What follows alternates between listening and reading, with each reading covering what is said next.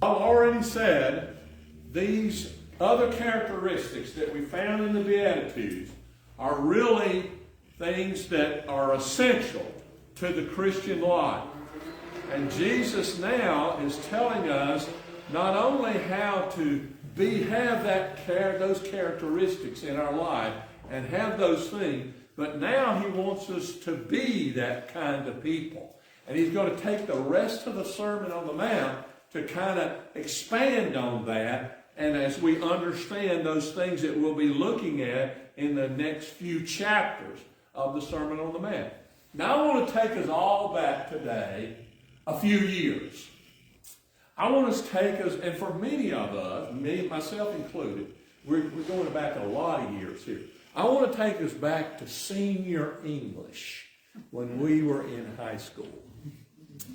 And we learned about different things in that class. I never was really good at English.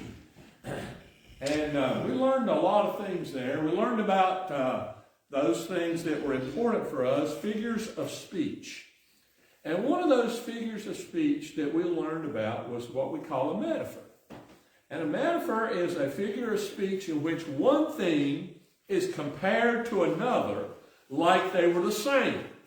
In our text, Jesus compares his disciples to salt and light. Jesus said, "You are the salt of the earth. You are the light of the world." Today, in our world, salt is relatively inexpensive and pretty plentiful. We just go to the store and purchase however much salt we might need for our homes. But in the ancient world that Jesus lived in, salt was expensive and sometimes very hard to find. Even in our own country, during Civil War times, salt was a very valuable commodity, particularly in the South. And sometimes it was even removed from the earth that might be in the smokehouse where they hanged hams and where they would work on hams and salt hams and those kind of things. And salt would fall down on the ground and they would sift it out because it was hard to find again and very expensive to purchase. Even in Roman times, salt was paid to military men and women who served in the military. And actually, salt is very important in the sense that that's where we get our word salary from.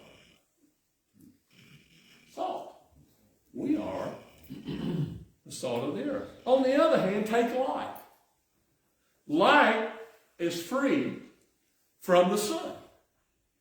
Electricity that we all have in our homes is obviously not free from the electrical company, and it is essential to life in America. We all learned how important it is just last year when someone decided to shoot up 2 substations in Moore County, and we were out of power for several days and struggling to make life really kind of function. Didn't we kind of have a difficult time during those days of being without power until our power returned? And we know that not only from that experience, but also from the experience of losing power during a storm or during a snowstorm in particular. And a couple of years ago, that affected us as well. And many of us lost our things that we had in our freezers and in our refrigerators and all those kind of things. So light is a very important commodity for us to have.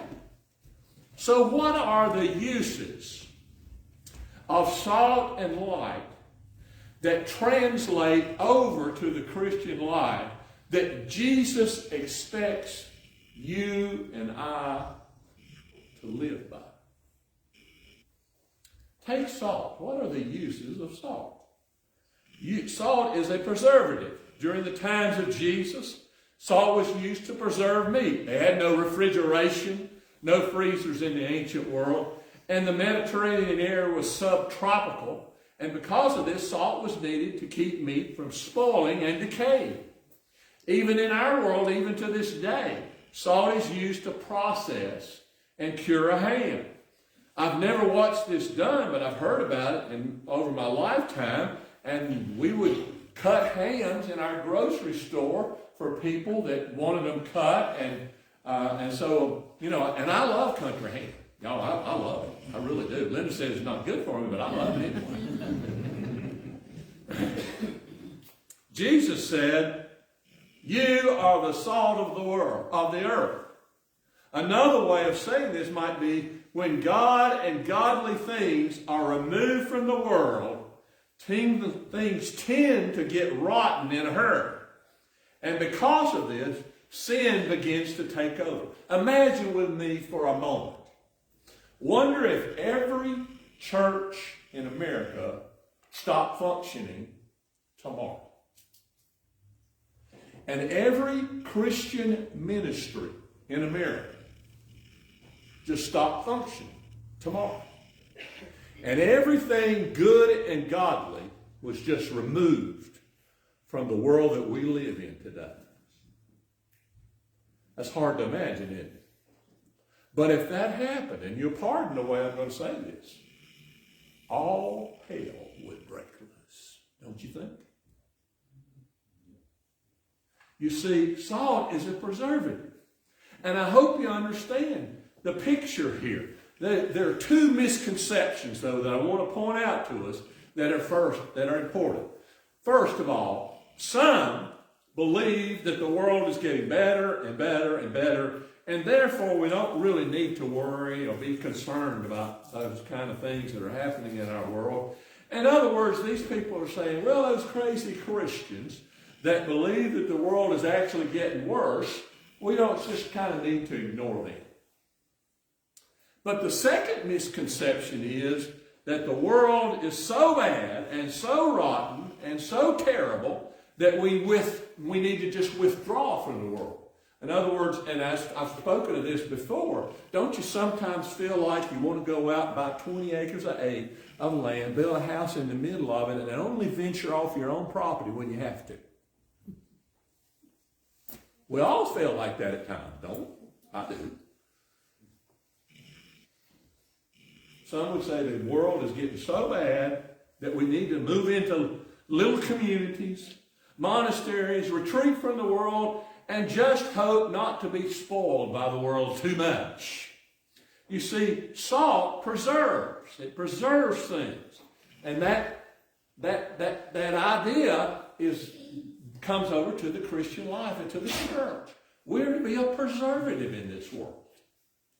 Secondly, those salt flavors. Most of us today are going to eat something for lunch, whether we stay for the reunion or whether we go to a local restaurant or if we go home, we're going to eat something. Particularly if we go to our local restaurant, though. You know what they're going to do when they bring your food out to you? They're going to put a lot of salt on it because they want it to taste good so that you'll come back next week and eat there again. You see, salt flavors the world in which we live. And sometimes when we go to local restaurants and eat, and we think the food was so good, and then that night we wake up and we got to get up and get us a glass of water because we're so thirsty. Because of so much salt was in our food to flavor it and make it taste well to us. You see, salt flavors our world. And then again, as I've already said, salt makes one thirsty. I wonder how thirsty we really are for God and spiritual things today in our world. And how much we really are giving attention to our relationship with God, our relationship to His Word, our relationship to His church as we think about what salt does for us. But notice the last part of that verse 13 that Jesus gives us. It's rather lengthy. And he says, we're the salt of the earth. But if the salt loses its saltiness, how can it be made salty again? The obvious answer is can't. It is no longer good for anything except to be thrown out on the ground and trampled underfoot. So salt and the importance of it in our world, but how we live lives that preserve and that flavor and really make other people thirsty for the gospel and for His Word and for the other things that we hear and live by every single day. But what about light? Jesus said, "You are the light of the world." Now again, there is a both negative and positive aspect of the idea that we are the light of the world. From a negative point of view, the implication is that darkness is a part of our world in which we live. And we know this. We know this by watching the news, reading the internet, looking at other people's lives, and even looking at our own lives, that there is darkness in our world. In one of our churches where we live and pastored, we were out in a rural area, and it was dark out there. I want to tell you, it was dark. I wasn't so used to that from where we lived in other places. And we lived right across the street from the church in the parsonage, and so we had a lady that lived just down the road from us, and she could see our house, and she could see the church. And if she ever saw a light on over at the church, she would call me on the phone and say, "Pastor, there's a light on over at the church," which means go over there and turn it off. That's what that meant. That's not what she said, but that's what it meant. You know? And she was a very frugal lady, so she wanted me to get over and save on that electricity bill. And so that church, we did have a couple of outside lights in the parking lot there, so it wasn't completely dark. But I would go over there at night sometime for different kinds of things, maybe to turn the light off or whatever.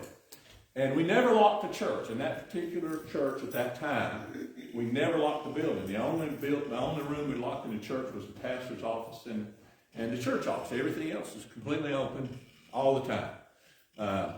So that was pretty cool at that time. You know, since then I think it's changed in that particular congregation. But at that time we didn't unlock the church.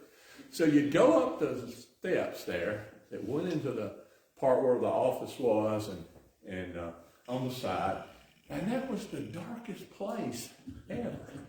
I mean, it was just dark. And when you opened the door, because it was not locked, you never knew exactly what and who might be there, you know. And so when you opened the door, you kind of fumbling for the light switch to find it, you know. When you turned the light on, you could see that there was nobody else there, you know. And the light would come on, and the light would expose the darkness or take away the darkness. See, from a negative point of view, the reason we need light is because the world is a dark place. Because of sin and rebellion and disobedience and all those kind of things that we know about in our world, we need light. From a positive side, though, Jesus says we are the light of the world, and as I've already said, light exposes darkness and the things that belong to the darkness. Now, I know we all do this. We all watch the news, or we read it on the internet, or we read it in the newspaper. There's a few of us that still like to have the newspaper, I know. I'm one of those that still likes the newspaper. And all those kind of things. But when we're seeing and reading and hearing all the things that go around our world, we can see the darkness in our world. And sometimes we're rather appalled by it. Sometimes it makes us angry. We're frustrated by the darkness that surrounds our world and surrounds our world in so many different kinds of ways. And in some ways, light really explains the darkness.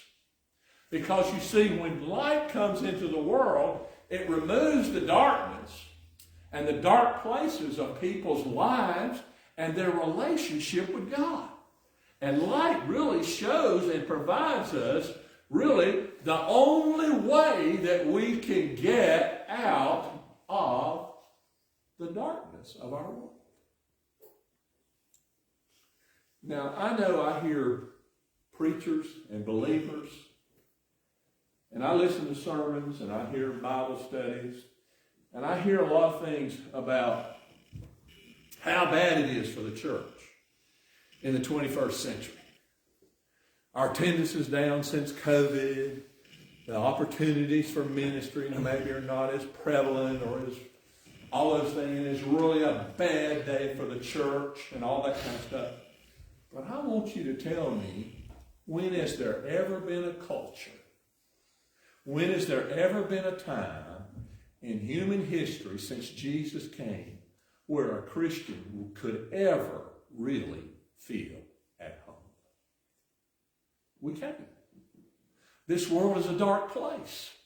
It will always be a dark place because of sin and rebellion and disobedience and all the things that people do to live life in that kind of way. We'll never be at peace here. We'll never feel comfortable here. Only on the other side will we really feel comfortable, because we're living in a dark place.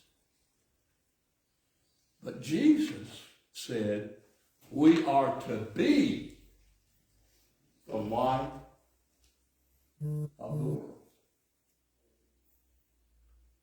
You see, you don't have to travel overseas to be light.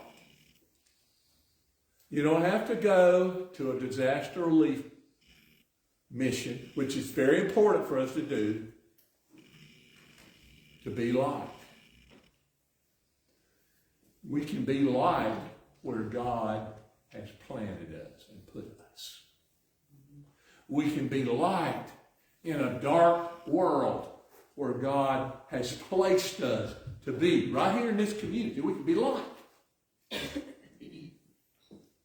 But notice the purpose of all this. Look at the end of the idea that Jesus expresses about the light of the world. Look, after he says that, a town built on a hill cannot be hidden, so light will be seen. Neither do people light a lamp and put it under a bowl. He gives us two examples there of light. Instead, they put it on a stand, and it gives light to everyone in the house. In the same way, we're to let our light shine before others. And here's the purpose that Jesus said this is all for. That they may see your good deeds and glorify your Father in heaven. The purpose of all of this, both salt and light, and Jesus' description of us, is that we will glorify the Lord in heaven, and that He'll be glorified in whatever it is we're being, as we're being salt and light in this world. That's to glorify the Father in heaven. Ever been around anybody that was always tooting their own horn? Always talking about what they'd accomplished and done? Always talking about how they'd done all these grand things and participated in these grand opportunities for life and everything? Well, Jesus said, they see our good deeds and they glorify the Father. They don't glorify us. They don't glorify our family. They glorify the Father. Because it's about what Jesus is doing in my life and in your life. The real question for us today, here it is. Do we really want to be salt and light in a world that needs believers who will be like salt and be like light that takes away the darkness of our world. And use us to be those kind of people.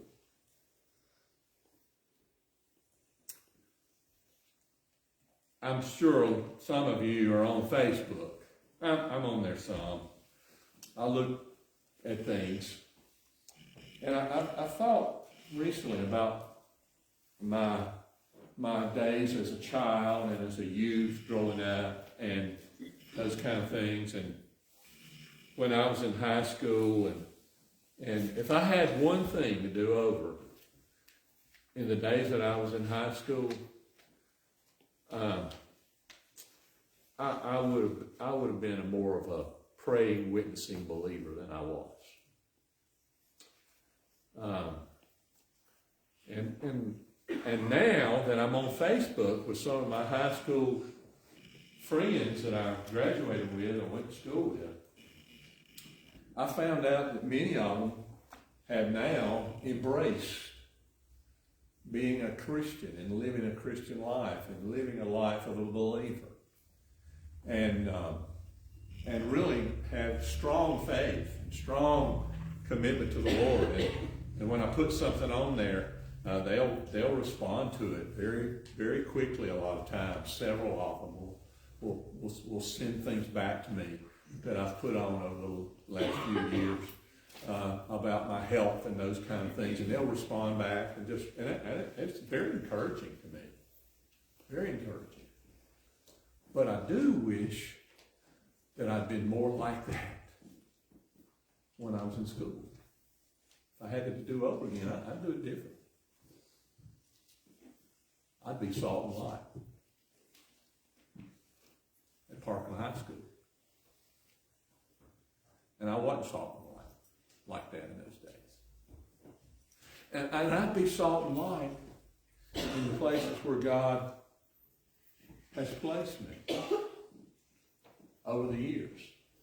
Right after Linda and I got married, I was in college. She was in college. I'd graduated. I worked for a company called Daniels Construction Company for a while. And I worked in a pipe fitting and welding shop, and the guys in there, they were rough. They were rough, let me tell you. And, if I could go back there, I'd be salt and light. And where Linda and I live, the guys that I play golf with on Saturday mornings a lot of times, they are rough sometimes with their language, I'd be salt and light there. I want to be salt and light there in that place. On those times when I get to be with those men. And they call me Pastor Mike, actually. Which I appreciate that. But I want to be salt and light in that place. Where God has placed us to be. And to be there and to touch people's lives. And to really hear a word from God that I can share with them about faith and relationship to God. I really believe that Satan has blinded many people in our world from seeing and knowing the truth of the gospel. And one of the ways that Satan does that is that he keeps us thinking that we really can't do very much, that we really can't accomplish very much, that we really can't make a difference. When the totally opposite of that, we can do a lot. We can make a difference. We can make a difference in people's lives when we are salt and when we are light. God help us. Let's pray. Father, thank you for just a time to know your presence and your love with us today, and the way you keep working in our lives, and the way you keep working in this church family.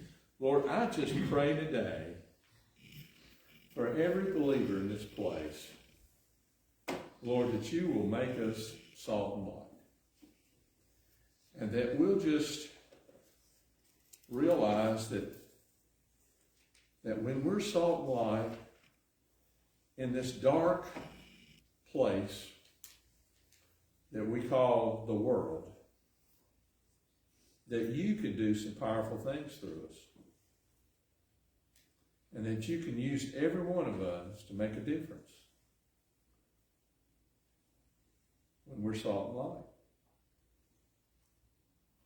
Wherever we find ourselves, Lord, help us to be that way. In Jesus' name, amen. Our